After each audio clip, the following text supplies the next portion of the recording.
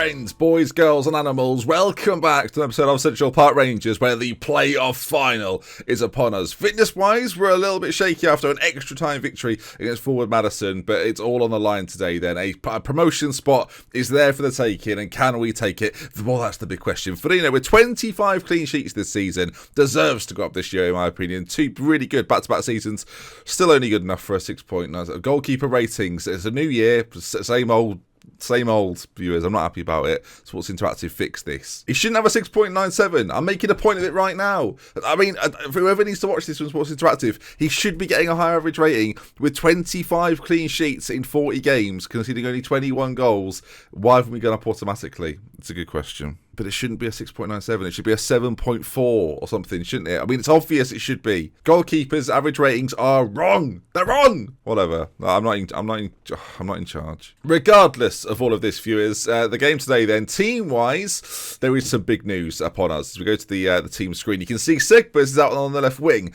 with an injured Matt Thomas, who is unavailable to play today. Freddie Adu is also suspended. Can you believe it? On the biggest of occasions, Freddie Adu unavailable for today's game. Picked up too many yellow cards over the league season. So team-wise then, Firino beating goal, Sandoval, Scarlett, Samayo and Thompson at the back. We've got Colisio in the centre, of course, the marvellous penalty man from last episode. Matured, Bement, Smith and Brady up top. Can we get the business done, viewers? It's a big one. Segbers, he's not a natural on that left side, but he can play on the wing, so it shouldn't be too unfamiliar to him, really. He should be okay out there still. That's the hope of the dream. If it doesn't go so well, then I guess we'll change it around. There might be more sense in playing him as an inside forward, actually, but he's not so much better at that or better at that at all, really. There's not really another option for us on the left-hand side other than Thomas. Shotov, of course, who was still injured, so it's not ideal. I might put Thomas on the bench, actually, just in case of an emergency. We will do that. Pacheco's going to drop out because Saeed's going to be my man if we need a goal. So, after a long old season, Central Park Rangers versus Yale Malkin, the side that you may well remember if you've got a memory that lasts longer than a couple of seasons, that we played them first game of our series was against Yale Malkin in a cup competition. How far have they come? How far have we come? They've got a Jimenez up front who's He's quite good. He's got good dribbling, good first touch, physically quite good, and decent off the ball. But yeah, he's not bad. How's he done for them this year? 9 and 23. Not amazing, but not bad. Yeah, we'll see how we do then. Segbers on that left-hand side. That's going to be a really interesting spot for him to play. Bement Matured in the centre. Let's hope for big things. All right, then, as the teams come out, we'll go for some 3D action, shall we, for this opening game. So let's see how we do. It's not a full crowd. A lot of fans have taken their seats in the higher reaches. Let's see how we do then. They're in the blue, we're in the green, and with gold stripe. And I will slow this down just a touch so we can keep focus on the ball. All right, last episode we had to come from behind to finally get through and stake our claim for a playoff spot. It's now against Yale Malkin, who defeated their opposition quite comfortably. So can we do it? We're at the Serene Stadium in Greenville, GA. Is that Georgia, Atlanta, Georgia, GA? I don't know where that is. I actually don't know. I don't think it's anyone's home ground. It might just be a neutral venue for other things. I'm not sure. Serene? Is that how you'd say it? Serene Stadium? Anyway, Brady's picked up an injury. Great. Potential lower leg injury, which suggests a calf strain or an ankle injury of sorts. We'll see how he does, though. Both sides are a little tired, of course. Both had to play recently midweek, so that'll probably be why. And it's caused quite a pathetic first half display from both sides. It's a gusty 17 degrees at the moment as well. So I guess we'll do the old team talk. We'll see what's what. I'm going to go, should we go assertive? I think we should go aggressive again. Not happy with the performance. We can do better than that. I guess the question marks lie at the moment, though.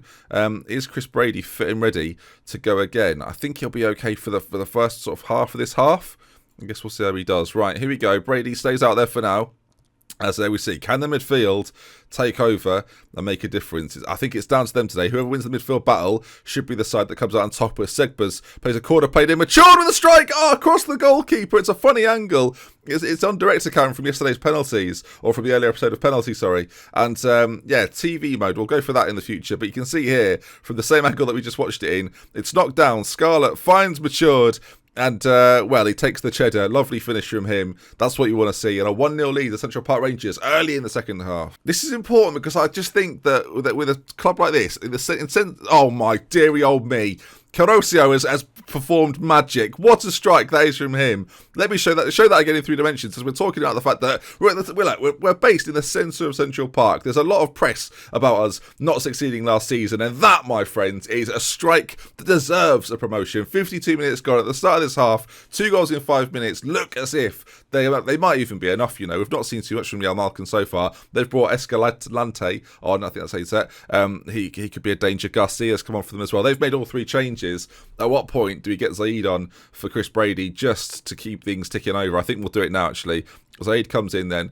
Brady's going to step out for this one. He's going to play the same role, though. I might bring Ronaldo Vieira on in the centre as well for a little bit of extra and get up and go. In fact, Danny's going to come on for Brian in the centre. We'll make that change in the middle. Right then, let's see. 15 or so minutes left to go. Just over 15 minutes left to go. Can we get through this and see ourselves promoted to a higher division? And then how can we go on from there? That's the big question. Smith to Brady. Oh, he's not been subbed off yet. And he scores the goal. That, my friends, might just seal it. Sam Smith on that right-hand side with a delicious ball. Sandoval, you can see here, plays the ball forward. Smith onto it. We've not really seen too much of this at all this year. We really haven't. But the ball played in's fantastic. Goalkeeping there from Gonzalez is questionable. And Brady very calmly celebrates when it's the goal that may well see us promoted. He comes off. Danny and Zaid, of course, come on then. And can we just hold on for the final few moments? You would expect so. 3-0. A game which they've had chances in. 10 shots, 4 on target. We've not seen them in terms of highlights. But we ourselves have scored 3 of our 4 shots on target. And that is the difference. When we're clinical, we are very dangerous. Our defence, as you've seen from the clean sheets that Freener's picked up, is very good. There's just the odd game where we stumble and fall. I'm not really sure why. Smith racing away here. This would be a great way to cap things off. Saeed, he's not really been a part of this year, but can he be a part of this move? Maybe. No. Plays all the way across to Smith, who doesn't quite get it in. It's put behind. But viewers, I think it's fair to say at this stage then that it looks like, at least from our perspective, that we are going to progress up to USL League One and into the 5th tier of American football. I'm very excited. American, that sounds weird, doesn't it, saying American football? American soccer ball. So I'm looking forward to it. That's really great stuff. I mean, it was such a... I'm not going to lie, viewers, this was a much more comfortable episode and win than I was expecting. The first half, as we saw, was very quiet. Second half, though, we seem to be on it. Shout out to Segbers, who, as in that unfamiliar left wing role, has done a fine job as the time is still ticking away. The refs letting this continue. There might be another goal for us in here, but no. There it is then. Are we going to see us celebrate something? There we are. Look, there's me in my red shirt. Lovely. Didn't change that from the Liverpool series. But you can see there then that the trophy's been lofted by number 3, John Thompson. And that's what you'd like to see as we go off. I'm carrying the trophy now, apparently, which I do quite enjoy regardless, actually. There I am, look, with my team behind me. What a group of men they are. What a group. Lovely stuff. I don't know where we're going to here. Towards that big screen. I hold it aloft. I don't know if is that to the Central Park Rangers fans. They're over there. You can see them in their replica shirts, loving life. As are we doing a what? Hang on. Are we going right round the stadium here? So I'm just sort of plodding along where we go, and I'm showing it off to this crowd down the end. I've never watched this far before, viewers. I didn't realise they did a lap of honour. Is that what's happening? I feel like we should stick with this. I've never watched the lap of honour before. I thought they just walked off to the corner and then it would bring up that other screen. And he would just click through. I never knew that it went on this long. Look, everyone's they're all waving to each other. Can I click the names? No, I'd like to know who's who, really. But there we are. I guess that's that then. As we might still be walking around for all we know, viewers. I've got no idea. I kind of want it to switch to a different script. What are we doing here, viewers? We're prolonging this. I think we've gone. It seems as if we've gone.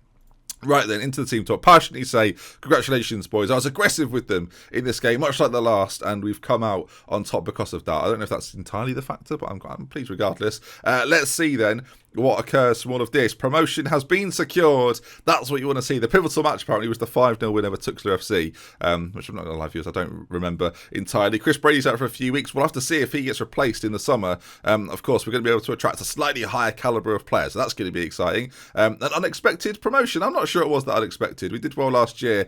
The squad have been paid out masses of money on the pro rata basis after finishing 5th in League 2. Hopefully that, again, will help balance out the finances a little bit. It'll be interesting to see what sponsorship deals, if any, we get next season as well. But there we are then. Promotion has been secured. Rochester have survived as well. They've won their relegation playoff, and we can see if we bring up the league table then. Those are the sides that will find themselves in the upper divisions. It's Richmond, Pittsburgh, and Central Park Rangers via the playoffs. That's going to be exciting. Which teams can we expect to play then in these higher divisions. If you take a look at a few of them here, then Gavilanes, I think we played them last year. They were promoted. They've come back down. Whereas Reno, interestingly, and St. Louis, they were in our division last year, so they've had a fantastic. They've bounced up and done really well this year. Reno may even go up as well. I don't know if they've gone up via the playoffs. Is that what that means? Or maybe sorry, they play a playoff. Of course, the 3 go up, and then the 4th place ends up playing a playoff against the side in the division above, the Ascenso tier, or the Championship tier, sorry, I get confused. There's Ascensio's after that. Championship tier, and they face off to decide who goes up and who stays down. So that's going to be really interesting. Again, are there any other teams in this division that we can look out for that you might be familiar with? Tulsa is a place that people might be familiar with, apart from just because of friends, really. Edmonton as well, Canadian, I assume. That's going to be exciting then. Hopefully you'll join me for it. There's going to be an episode tomorrow, which is going to be a little bit more transfer-y based, I think. We're going to look at our regen day as well and see if we get any prospects through there, and if not, why not? As well as looking through some potential signings that I may well have brought in by the time you see that, hopefully. Anyway, we will love with care then. For me, that's Benji. Until next time, I'll see you again very, very soon. Thank you so much for watching the series. If you missed the earlier episode, this one kind of spoils it, but we love with care. For this Benji. Until next time, goodbye. I've done a proper sign out there and everything. That's very... Just end the video, Ben.